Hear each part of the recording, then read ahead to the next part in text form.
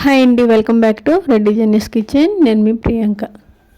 ఇవాళ ఇంట్లోనే chicken gravy curry అనేది ఎలా చేసుకోవాలో వీడియోలో చూపిస్తున్నానండి.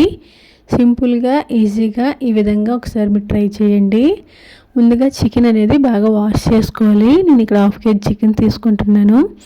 అందులోనికి 1 టేబుల్ స్పూన్ పసుపు, 1 స్పూన్ కారం, అలానే 1/2 స్పూన్ చికెన్ మసాలా, 1/2 స్పూన్ జీలకర్ర పొడి, 1/2 స్పూన్ ధనియాల పొడి, 1 స్పూన్ అల్లం వెల్లుల్లి, అలానే 1 స్పూన్ పెరుగును కూడా యాడ్ చేసుకోవాలి.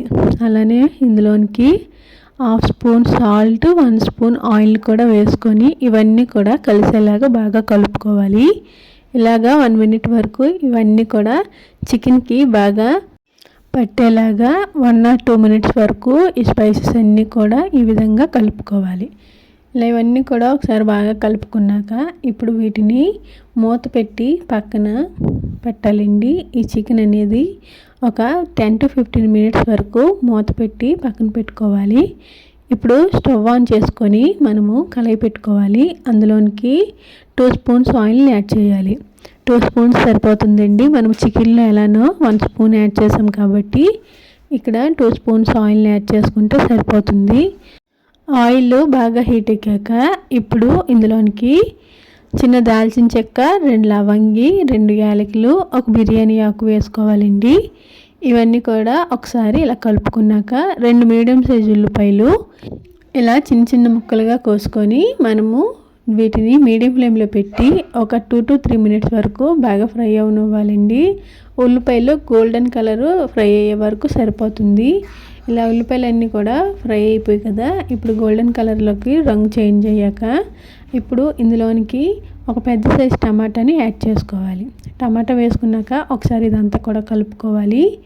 ఇలా టమాటా అంతా కూడా మెత్తగా అయ్యే వరకు మీడియం ఫ్లేమ్లో పెట్టుకుంటూ ఫ్రై చేసుకోవాలి. వీడియోలో చూపిస్తున్నట్టు చూడండి, టమాటా కూడా మెత్తగా మనకి ఏగిపోయింది కదా. ఇప్పుడు ఉల్లిపాయలు టమాటీలు బాగా మెత్తగా గుజ్జులాగా అయిపోయింది. ఇప్పుడు ఇందాక మనము చికెన్ని కలిపి పక్కన పెట్టుకున్నాం కదా, ఇప్పుడు ఆ చికెన్ అనేది ఇందులోనికి మనము యాడ్ చేసుకోవాలి.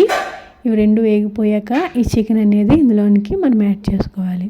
చికెన్ వేసాక మీడియం ఫ్లేమ్లో పెట్టుకొని 3 to 4 మినిట్స్ వరకు ఫ్రై చేసినట్లయితే మనము చికెన్లో వేసిన ఆయిల్ అనేది సపరేట్ అవుతూ ఉంటుంది. ఇలాగ మనము మధ్య మధ్యలో కలుపుకుంటూ ఈ విధంగా మనము ఫ్రై చేసుకుంటూ ఉండాలి. ఇందాకే చికెన్లోనికి మనం అన్నీ కూడా కలిపి పెట్టుకున్నాం కాబట్టి ఇందులోనికి మనం ఇంకేమి యాడ్ చేయాల్సిన పని లేదు. ఇలాగ 3 మినిట్స్ ఇలా కలుపుకుంటూ ఉండగా మనం వేసిన ఆయిల్ అనేది చికెన్లో నుండి సపరేట్ అవుతూ ఉంటుంది. ఇలా సపరేట్ అయ్యాక మీడియం ఫ్లేమ్లో ఇంకో 6 మినిట్స్ వరకు చికెన్ అనేది ఇలాగా ఫ్రై చేసుకుంటూ ఉండాలి.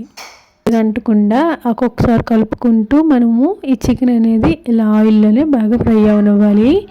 ఇందులో ఉన్న వాటర్ అంతా కూడా చికెన్లో ఉన్న వాటర్ అంతా కూడా ఇంకిపోయి దగ్గరికి అయ్యే వరకు ఒక 6 to 7 మినిట్స్ వరకు మీడియం ఫ్లేమ్లోనే ఇలా ఫ్రై చేసుకుంటూ ఉండాలి.